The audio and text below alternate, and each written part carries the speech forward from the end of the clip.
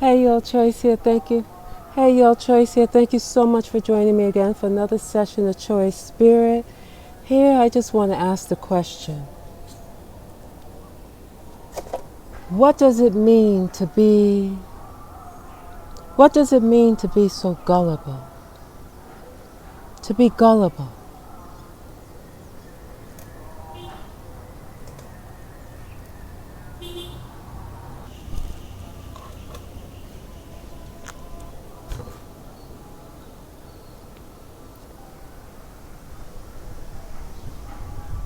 Where people can tell us just about anything.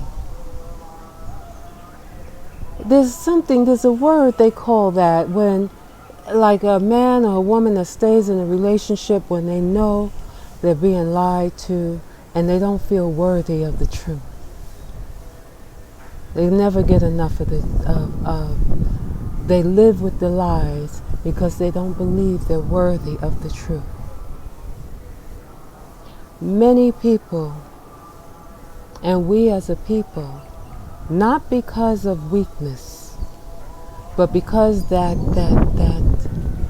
love spirit, because of the force that flows through us, the eternal love that flows through us, we keep forgiving and we keep expecting and wanting things to be different. You know,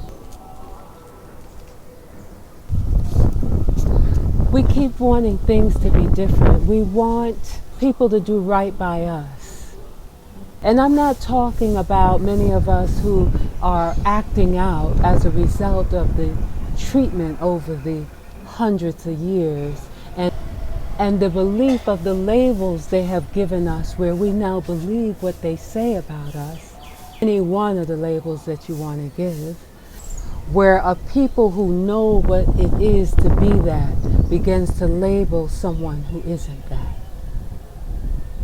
They know what it is to be that, but they turn it and they label, label someone what they are. When it isn't who we are. It comes to a point where we say, okay, gullible, we appear to be beyond gullible. We act, but let me not say that, because we've always fought back in one way or another. We've always resisted in one way or another. I did a video where I talked about the lies. Our history books, lies. Told you about even the size of the various continents, a lie. About our canons, our scriptures, our holy books, and how they misinterpreted being a lie.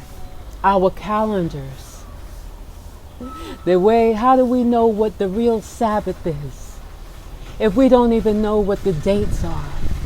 Because they messed up the calendars that our ancestors left for them. They were so busy to try to maintain political power that they went in there and began to make months longer so they can stay in power longer. And messed up the calendar and couldn't get it back right. I think that's one of the only reasons Ethiopia wasn't colonized, because they stuck to their calendar. You stick to your calendar. You are not in the matrix. You're not in the system. You're not really in their narrative. They basically are trying to get at you, but they can't really get at you because you're not even in their days of the week, in their months of the year. So you're not in their world. But for all the other countries that adopt Westerners' calendar, the Gregorian, are in that world. But we don't even know the real day of Sabbath. We believe it's a Saturday, we believe it's a Sunday. Some do on Sunday, some do on Saturday, some do on Wednesday. So even if we're trying to live right, Everything that they've lied about keeps us looped into their lies. How do we free ourselves from that? We have to create our own story. As a collective would be ideal. If we all came on board. We may not be able to change the calendar, the time of the day, because they even messed with the time of the day. When's morning, when's evening, when the day begins, when the day ends, when the new year begins, they twisted everything. When we come to terms with this, it's the beginning. It's a beginning of change. You have to first realize that the way that they are doing all of this is what is keeping you in the game. It's what's keeping you in the game. So I know I harp on this a lot, and I want to get on some other things. I want to begin talking about some other things. But in the meantime, it's just to share a word with you so that you see it. You see it, you see it, you see it, and you get it. You're like, wow. What's Monday, Tuesday, Wednesday, Thursday, Friday, Saturday, and Sunday? What's 9 a.m. to 10 p.m.? What is it?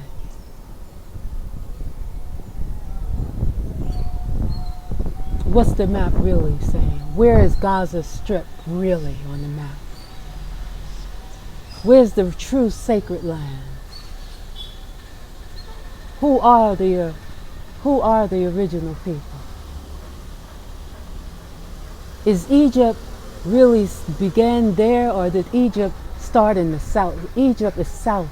It's from South Africa. What's happening in the country? There's so much that we're misinformed. We have to reacquaint ourselves with some truth somewhere. And I always say go within, because that's the only way out. But I first will share with you some of the things, and there's so many things that you may have to look at with a new eye, with a new heart, with new insight, and allow the wisdom to come as a result of opening to your mind to the possibility that perhaps we don't know what we think we know. Whenever we gain any knowledge, whenever we see something different, our DNA changes. Our life changes.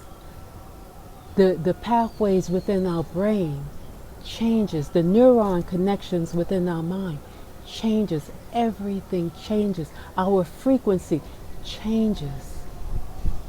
You change your language, your frequency changes. You change your name, your frequency changes. So much changes. I know I'm pushing this. I'd rather push this than push the news. I will hit on some news sometime, but I will talk about the news from the spiritual perspective and the human perspective, and how it's all playing its role, but not so that we can begin to incorporate it into our narrative. No. It's so that we can peak the game.